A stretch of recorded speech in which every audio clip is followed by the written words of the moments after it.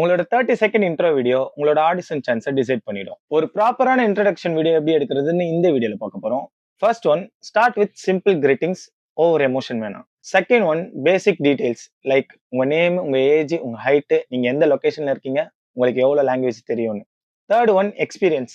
இதுக்கு முன்னாடி நீங்க short films, pilot and theatre play, dance, modelling எது பண்ணியிருந்தாலுமே இதுல நீங்க மென்ஷன் பண்ணலாம்.